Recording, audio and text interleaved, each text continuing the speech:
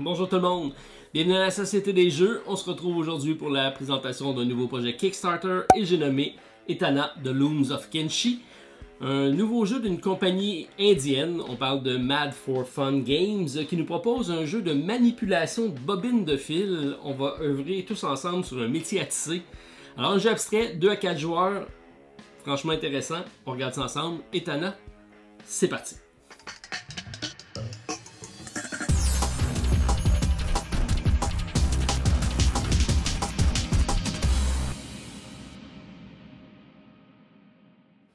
Alors bonjour tout le monde, bien content de vous retrouver pour la présentation d'un nouveau prototype. Donc c'est un prototype que j'ai reçu de la compagnie Mad for Fun qui arrive sur Kickstarter le 17 février 2021.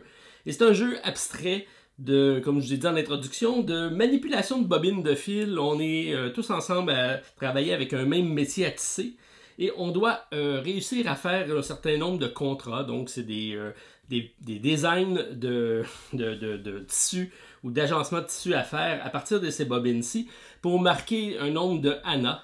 Donc l'ANA étant la monnaie d'échange si on veut, parce qu'à l'époque, dans la ville de Kenshi, donc c'était réputé pour leur fameux métier à tisser et les personnes, donc principalement des femmes qui œuvraient avec ces métiers-là, échangeaient leur création contre des biens, donc ce qu'on appelait les ANA. Dans le but du jeu ici, c'est le premier qui en aura fait 8, donc 8 points de victoire ou 8 ANA, qui sera couronné vainqueur de la partie. C'est des parties de 30 à 45 minutes, 2 à 4 joueurs, et c'est un jeu abstrait, avec des composantes qui peuvent ressembler un peu à la parchésie, où on a ici un jeu indien, donc on peut faire un parallèle. Minimaliste, mais détrompez-vous, c'est hautement stratégique.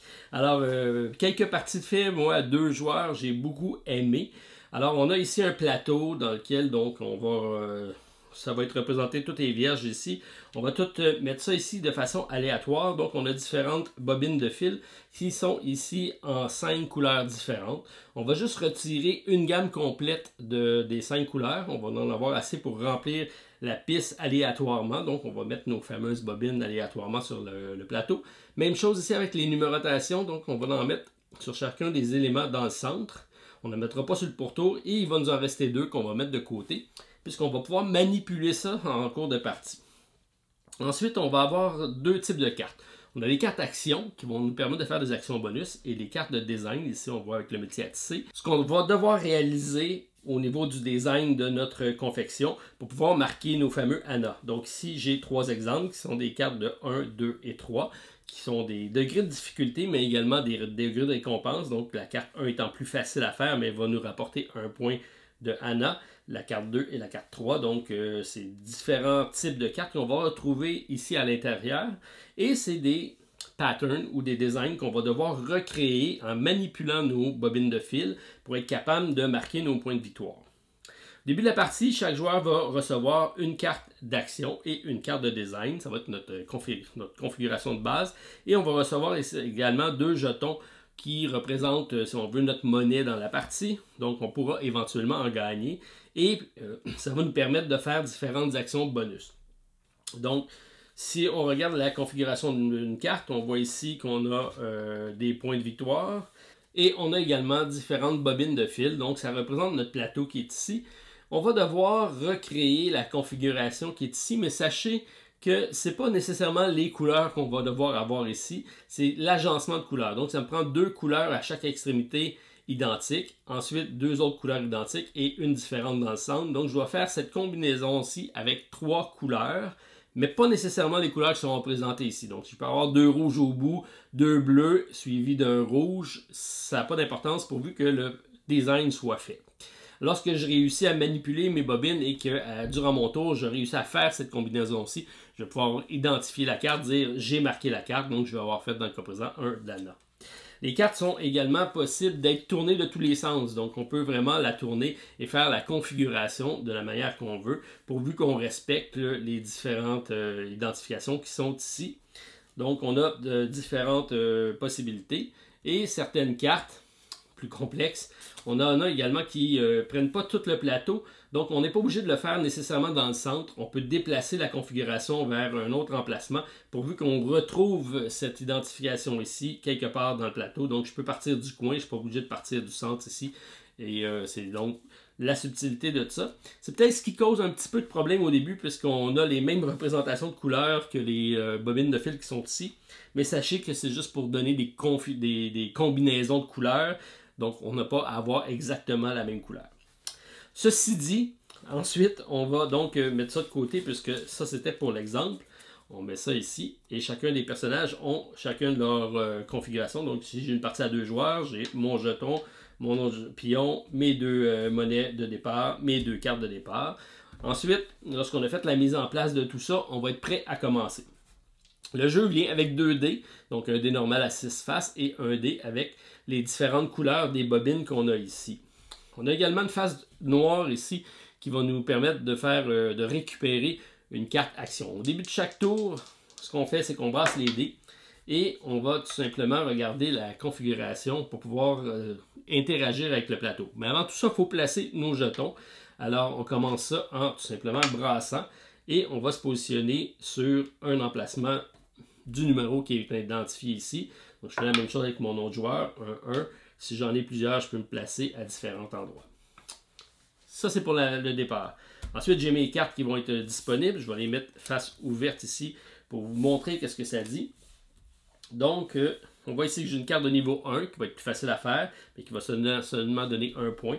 Carte de niveau 2 un peu plus difficile, mais qui va éventuellement donner des points supplémentaires. Et on a également des cartes actions. Il y a différents types d'actions bonus qu'on peut faire.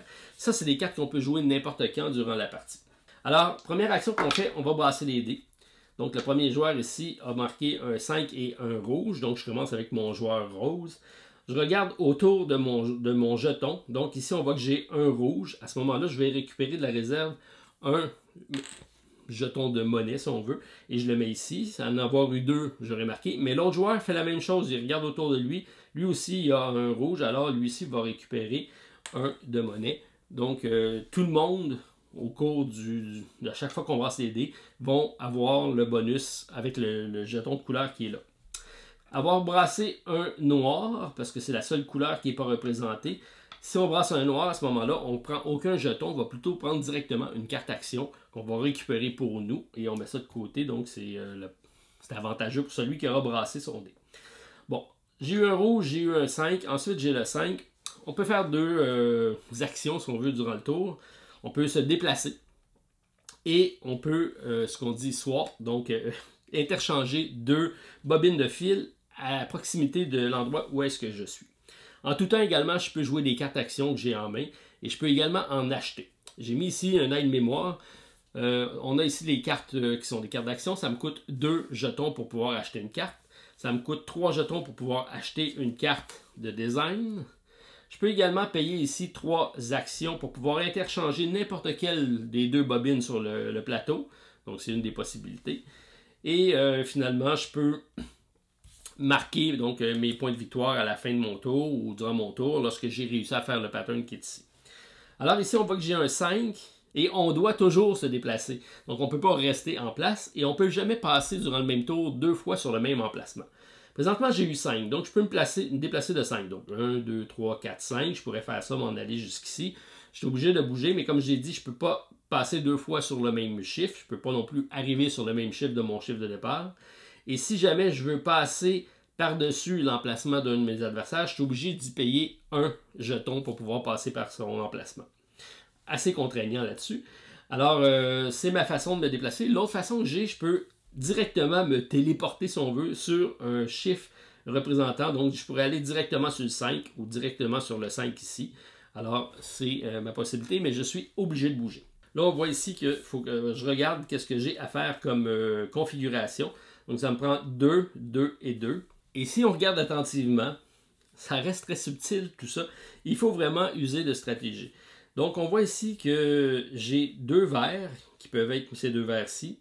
J'ai 2 bleus, donc ici, je pourrais mettre un autre bleu, mais c'est pas obligé d'être ces couleurs-là. Ici, j'ai 2 rouges, et on voit que c'est un mauve, mais je pourrais avoir 2 mauves. Donc, ce que je vais faire, c'est que je vais m'en aller directement sur le 5 ici. Je vais ensuite interchanger 2 qui sont à proximité autour de moi. Donc, je peux changer ces deux-là ou ces deux-là. À ce moment-là, je vais prendre lui et lui. Donc, je vais changer ces deux-ci. Et là, je vais montrer ma carte. Alors, j'ai fait 2, 2 et 2. J'ai réussi à faire cette carte-ci. Donc, ça, c'est complété. Je mets ça face visible sur la table en disant « J'ai complété ma première carte. J'ai un Anna de 8. » Donc, j'en ai un sur 8 déjà de fait. Ma carte ici, bonus, qui est une action de mouvement. Je pourrais me déplacer n'importe où sur le plateau à partir de cette carte-ci. Donc, ça, c'est avantageux. Mais comme là, je n'ai pas besoin de la jouer, j'ai tout simplement terminé. Et je ne pige pas de carte supplémentaire lorsque j'ai terminé. Comme je vous dis, ça coûte 3 pour aller acheter une carte ou 2 ici. Donc, il va y avoir une gestion de monnaie quand même intéressante à faire. On peut également, en tout temps, durant mon tour, si jamais j'ai une carte de design que j'ai dans ma main et que je juge que je ne serai jamais capable de la faire, je peux la défausser, la remplacer par une nouvelle carte et ça met fin par contre à mon tour. Donc, c'est un tour pour moi qui me permet juste de faire un reset de ma main. Donc, j'ai fait mon tour ici. C'est complété. On passe donc à mon joueur suivant. Et là, lui, on regarde sa configuration qui est un peu plus compliquée. Par contre, on voit ici que j'ai besoin de 4, 2 et 2. Si je réussis à faire 4 bleus ici, j'ai ensuite, en diagonale, je m'en vais ici. J'ai 2 jaunes, ça c'est bon, et 2 mauves. Il me resterait juste à changer celui-ci pour avoir un bleu. Alors, ça serait intéressant. Je pourrais directement faire ça. Je regarde ici, bleu et 1. Donc, celui-ci est à côté d'un bleu. Donc, je vais ramasser, même si ce n'est pas son tour, ramasser une pièce. Et moi, j'en ai aucun. Donc, malheureusement, je marque aucun point. Par contre, avoir eu mauve, ça aurait été payant. J'aurais fait 3. Je peux me déplacer de 1 ou directement à un chiffre de niveau 1. Alors, qu'est-ce que je vais faire? J'ai rien ici pour changer. Mais ce que je vais faire, c'est que je vais tout simplement bouger ici. Ça n'a pas d'importance. Et là, je pourrais décider de prendre 3 ici, payer 3 et interchanger 2. Mais j'ai une carte ici d'action qui me permet d'interchanger 2 cubes ou 2 bobines de fil de mon choix. Alors, je vais tout simplement la jouer. Je vais mettre ça ici de côté. Et ce que je veux, c'est ici mettre un bleu. Alors, je vais récupérer le bleu ici. Je vais mettre le mauve là. Et je fais ça. Et je regarde ma carte. 1, 2, 3, 4. Ensuite, j'ai 2 pareils et 2 pareils ici. J'ai complété cette carte-ci, donc je mets ça face devant moi. Je viens de faire 2 d'Anna, donc c'est 2 contre 1 déjà. Et on est près déjà de la victoire. Alors, on continue comme ça. Donc, à l'autre tour, je vais être obligé d'acheter une carte parce que j'ai plus de carte de design. Donc, je vais être obligé, durant son tour ici, de payer 3. C'est le montant qui est ici pour aller me récupérer une carte. Je veux savoir qu'est-ce que j'ai à faire. Là, on voit ici que c'est un peu plus compliqué. Par contre, j'ai déjà 3 ici. Mais on voit que je ne pourrais pas me faire un 2. Donc, je vais être obligé de déplacer tout ça. Alors, fort intéressant. On a une belle gestion de main de carte, on a une belle gestion de monnaie. Le fait que mes mouvements vont éventuellement m'aider ou nuire à l'autre, ça c'est assez intéressant. J'imagine qu'à 4, ça doit être très stressant parce que le plateau est quand même relativement court, si on veut. Pour information, on peut également se promener sur le pourtour. Par contre, j'ai pas de chiffre à cet endroit-ci, ce qui fait en sorte que ça va peut-être me réduire mes mouvements lorsque je vais me déplacer. Alors, si on regarde les actions bonus, c'est ce qui reste peut-être à regarder au cours de la partie. On a déjà vu le mouvement qui, lui, me permettrait de me déplacer n'importe où, ou celui-ci avec l'échanger 2 cubes de mon choix, 2 bobines de mon choix. C'est toujours possible de le faire en payant 3. Celle-ci me permet de le faire directement sans rien. Donc, c'est une action très utile pour compléter nos cartes. On peut également ici aller voler 2 pièces d'or ou 2 jetons à mon adversaire. On peut ici aller voler une carte, donc une carte d'action. On peut ici aller interchanger, ça c'est intéressant. Ici, on a des bobines de fil non utilisées et on a des jetons non utilisés. Alors avec cette carte-ci, je pourrais dire, je vais aller changer le 1 pour le 3 ici parce que dans mon déplacement stratégique, ça va m'aider éventuellement à faire ma combinaison. Ou je pourrais dire, pour faire la mienne, j'ai besoin beaucoup de la même couleur ou j'ai besoin de faire une ligne continue. Alors, tiens, je vais avoir ici un mauve, puisque j'aimerais ça avoir une belle ligne ici mauve. Alors, ça me permet ici d'aller le faire avec cette carte-ci, ça c'est intéressant. Celui-ci me permet de placer le dé directement sur la face de mon choix au début de mon tour. Donc, je pourrais aller chercher le noir pour me prendre directement une autre carte d'action. Ou si jamais je suis ici et j'ai déjà du mauve, ben, je pourrais dire, ben, je me mets directement sur le mauve, puisque ça va être très payant lors de mon tour. Donc, j'installe directement le cube à l'emplacement de mon choix. Celle-ci me permet d'aller récupérer une carte de design directement. Donc, ça coûte 3, donc c'est payant. Celle-ci me permet d'aller encaisser de la réserve 3 pièces d'or ou 3 jetons pour pouvoir acheter. Ici, ça me permet de faire une mise à l'enchère. Donc, j'ai mon dé ici à 6 faces. Je vais miser. Et pourvu que j'ai le même chiffre ou supérieur, je vais être capable de ramasser le nombre de pièces. Donc, si je vise 6, il faut absolument que je brasse un 6 pour aller récupérer 6 pièces. Par contre, je pourrais dire je brasse 3. Alors, ici, j'ai 2. J'ai malheureusement perdu mon tour, mais avoir eu un chiffre égal ou supérieur, j'aurais ramassé le nombre de pièces que j'aurais misé. Donc, c'est un gambling. Ici, il me permet de rebrasser mes 2 dés après mon cours de départ. Donc, je pourrais dire je vais rebrasser. Celle-ci dit à tout le monde, c'est une taxe. Tout le monde autour de la pièce va payer 1 à la réserve, sauf nous, bien sûr. Donc, c'est une taxe punitive pour tout le monde. Et ça, c'est directement un point de victoire. On voit ici, j'ai le point. Et j'ai le 1 ici qui identifie mon point de victoire. Donc, sachant que c'est 8 ANA qu'on a besoin pour remporter la partie, ce qui est quand même quelque chose qui se fait rapidement. Trentaine de minutes. C'est sûr que ça dépend du nombre de joueurs. Mais on se casse beaucoup la tête à manipuler ces bobines de fil-ci. Je vous dirais que c'est un jeu qui m'a agréablement surpris. Je pensais pas que ça allait être aussi bien fait. Lorsque on s'installe et on commence à manipuler ces bobines-ci par rapport à nos patterns, c'est assez intéressant. Et le fait qu'à tous les tours, selon notre positionnement, on va aller récupérer de l'argent selon nos positionnements. On va aussi également se placer dans des endroits stratégiques pour maximiser nos gains.